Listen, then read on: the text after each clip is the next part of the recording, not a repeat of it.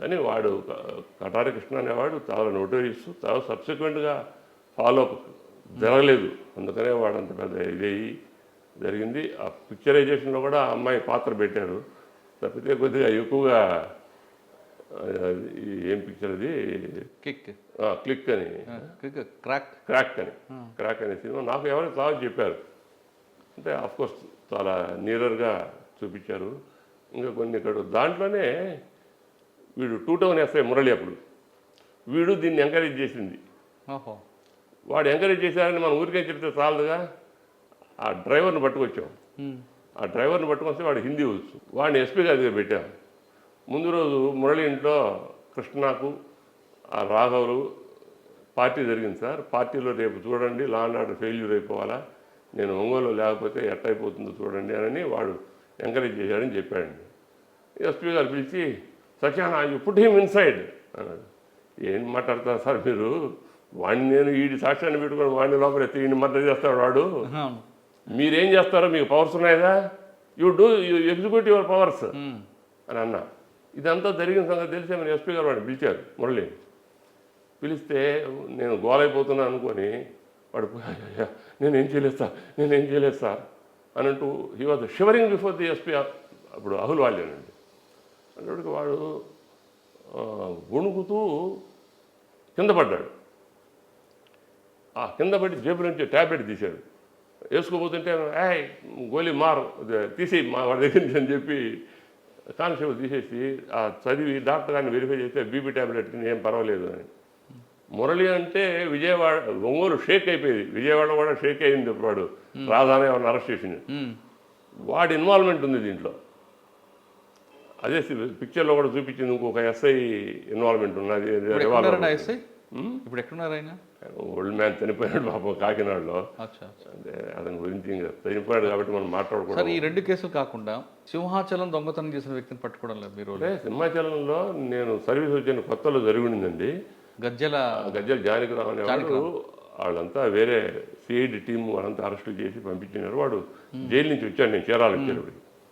వచ్చిన వాడికి వారం సంతకం పెట్టాలి పోలీస్ స్టేషన్లో పెట్టారు. వాడి వైఫ్ వాడు వచ్చి సంతకం పెడుతుంటే, అరే బాబు నీ వైఫ్ మంచిది కాబట్టి 7 సంవత్సరాలు నువ్వు జైల్లో ఉన్నా ఆ అమ్మాయి చాలా పద్ధతిగా పిల్లల్ని పెంచుకుంటూ ఉండింది, ఆ అమ్మాయిని జాగ్రత్తగా చూసుకుంటూ ఏదో కష్టపడి పని చేసుకో, ఎందుకు జైల్లో ఉన్నప్పుడు ఏం చేసావురా నువ్వు అని చెప్తే వాడికి, అంటే నేను 1 మినిట్లో చెప్పాను, వాడికి ఒక 10 మినిట్స్ బాగా వచ్చేటట్టు చెప్తే వాడికి అర్థమయ్యి సార్ చెప్పింది బాగుంది నేను అట్టాగే ఉంటాను అనేటువంటి దీనికి వచ్చేసాడు.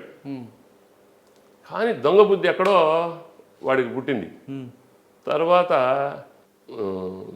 చీరాలకు దగ్గరలో పర్చూరు లిమిట్స్లో చెరుకూరు దగ్గర పెద్ద హౌస్ డెకాయిటీ జరిగింది.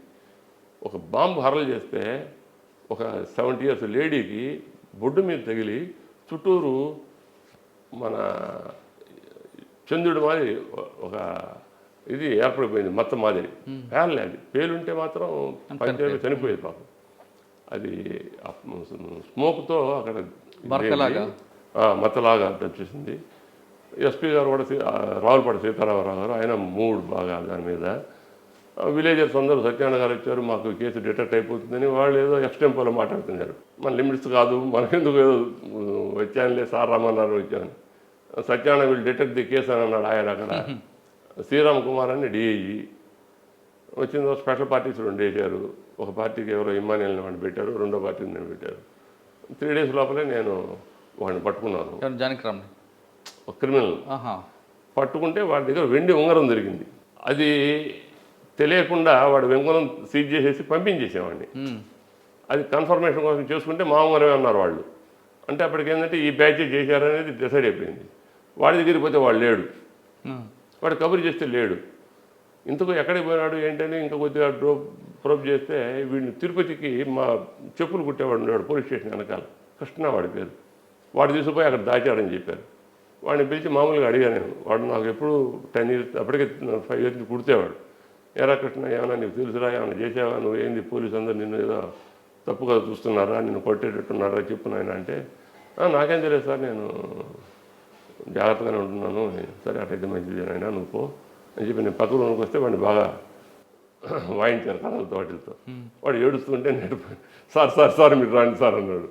సరే మీరు వెళ్ళిపోండి రా, వాడు ఏదో మళ్ళీ మాట్లాడతానంటున్నాడు. అంటే కాళ్ళు పట్టుకొని వాడు మన దగ్గర ఉన్నాడయా నీకు చూపిస్తాను. అక్కడికి పోయి నువ్వు నన్ను చూపించకపోతే నన్ను అంటారు రాబాయ్, నువ్వు నిజమైతే చెప్పు, లేకపోతే లేదు నేను రాను అని.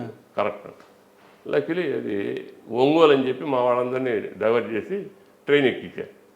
కృష్ణాలో పోయి తిరుపతిలో దిగేటప్పుడు తిరుపతి అంతా క్రిమినల్స్ అంతా ఎక్కువ అటాక్ చేస్తున్నారని పార్టీస్ ఎక్కువ మంది సివిలియన్స్ తీసుకొని బీట్ వాళ్ళు తిరుగుతున్నారు కర్రలు పట్టుకొని. అప్పుడే 10 అయింది మాకు. 10 గంటలకు అంతా అన్నీ క్లోజ్ చేస్తున్నారు.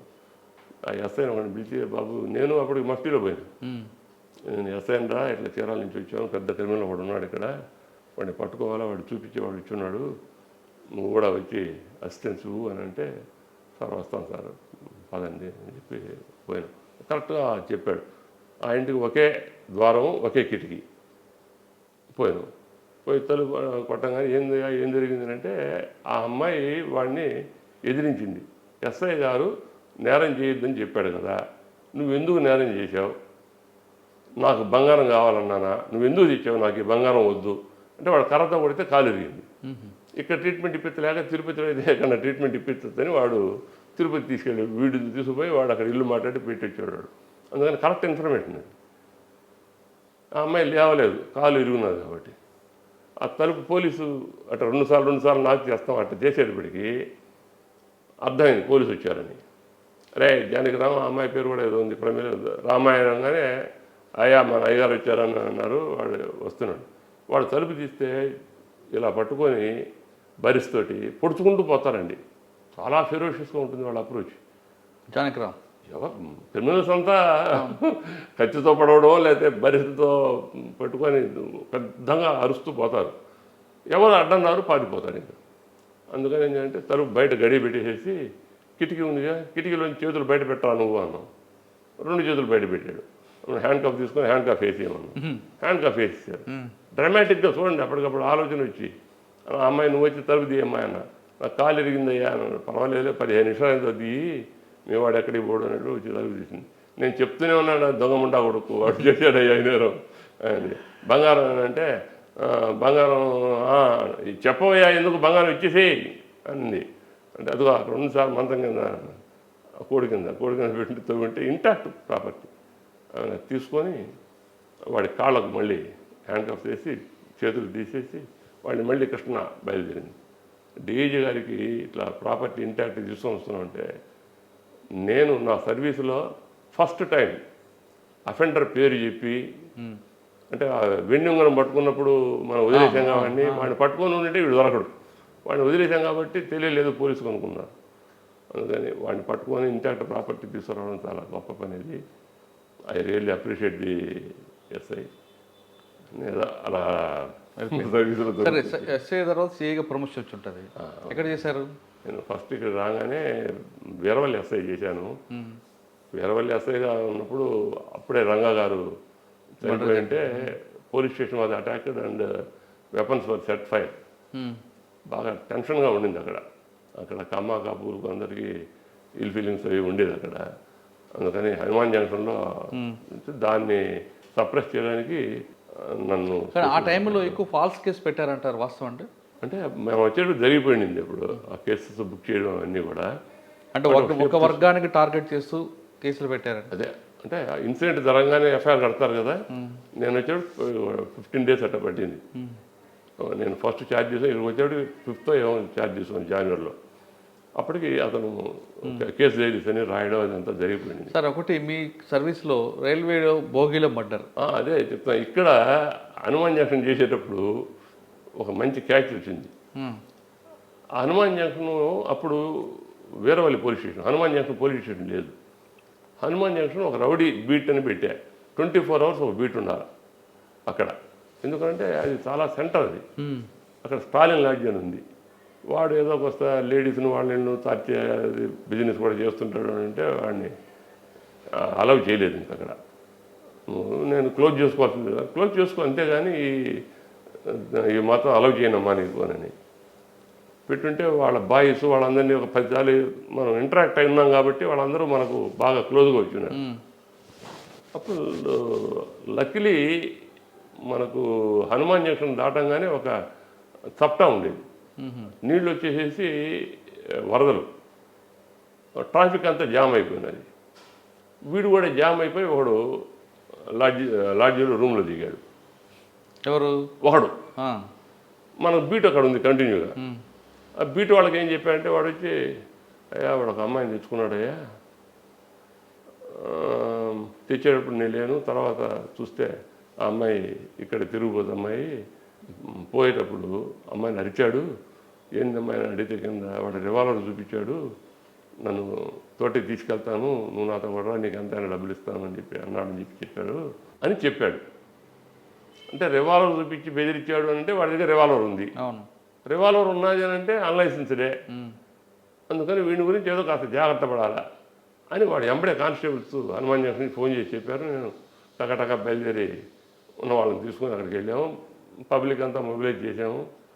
చేసిన తర్వాత చూస్తే నా ఎయిమ్ ఏంటంటే వాడు రూమ్లోకి పోతే బోల్ట్ వేసేస్తాము, తర్వాత వాడిని ఎట్లా మనం తీసుకొచ్చి వాడి దగ్గర 6 రౌండ్స్ ఉంటాయి.